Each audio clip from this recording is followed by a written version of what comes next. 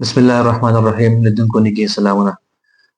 زه ډاکټر عصمت الله څپاند د افغان هیلث روغتون د خلا امراضو متخصص او د حملې ډپارټمنټ شیف او مشر او د نړۍ یوازینی افغان متخصص چې د انګلستان د شاهي کالج د فارسي سند درلودونکی یم. نن تاسو ته یو څو مهمې سپارښتنې لرم چې موږ تاسو ټولې باید په خپل ژوند کې عملي کوو او زموږ د صحت لپاره ډېرې مهمې دي، اړینې دي.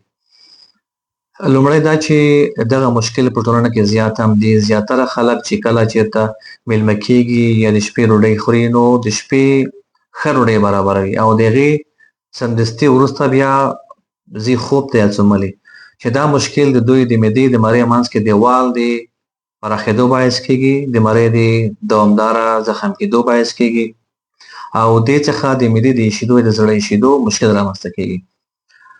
او د خوب د خوراک ترمنځ باید لږ تر لږه 2 ساعته وخت موجود وي چې د دې ستونزې موږ مخنیوی وکړو. او هم به د شپې لخوا له 7 بجو ایخوا خوراک ونه شي، چې دې سره هم دغه ستونزه موږ راکمولی شو او د دې پیښې مخه نیولی شو.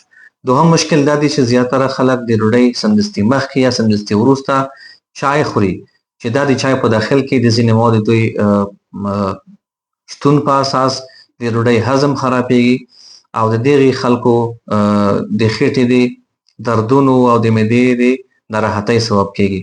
همدارنګه اکثره خلک د ډوډۍ څخه سمدستي وروسته یا سمدستي مخکې د میوې استعمال یا خوراک کوي، چې دا هم د میوې په داخل کې د بعضې موادو د شتون په اساس د هضم د خرابۍ باعث کېږي، د معدې د ناراحتۍ او پړسوب باعث کېږي.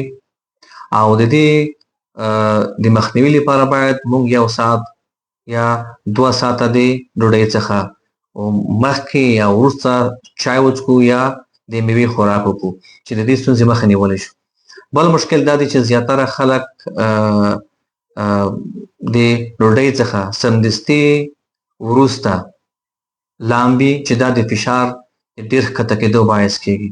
نو د دې پیښې د مخنیوي په خاطر باید د ډوډۍ څخه مخکې په نهاره حمام وشي او هم د حمام څخه څو دقیقې وړاندې جوس یا د اوبو ګیلاس وڅښل شي، چې د دې پیښې د فشار د ښکته کېدو موږ مخه ونیسو. بل مشکل دا دی چې اکثره خلک د زړه حملې مخکې تېرې کړې وي، په دې خلکو کې ډېر خوراک په یو ځل، ډېر خوراک یا مختلف خوراکونه په یو ځای کول، په یو وخت کې کول، دا دې باعث کېدلی شي چې په دې باندې دوباره د زړه حمله راشي. او دا یو مهم مشکل دی چې په ټولنه کې دا مشکل بیخي زیات دی. او د دې کار د مخنیوي لپاره باید په ورځ کې 5-6 ځلې خوراک وشي، خو لږ لږ وشي. همدارنګه هغه کسان چې د شکر مشکل لري، دوی ته پکار نه دي چې دوی په یو ځل ډېر خوراک وکړي. دوی ته پکار دی چې دوی په ورځ کې 5-6 ځلې خوراک وکړي، خو لږ لږ ترسره کړي. دې سره د شکر اندازه هم کنټرولېږي او نه پرېږدي چې د وینې فشار زیات جګ شي یا د زړه حمله رامنځته شي یو دفعګي، او یا هم د شکر مشکل زیات شي. نو دا هغه مهم سپارښتنې دي چې موږ تاسو ټولو لپاره ډېرې اړینې دي او باید په ژوند کې عملي کړو. د داسې نورو مهمو معلوماتو سپارښتنو لپاره زموږ ویډیوګانې وڅارئ. ډېره مننه.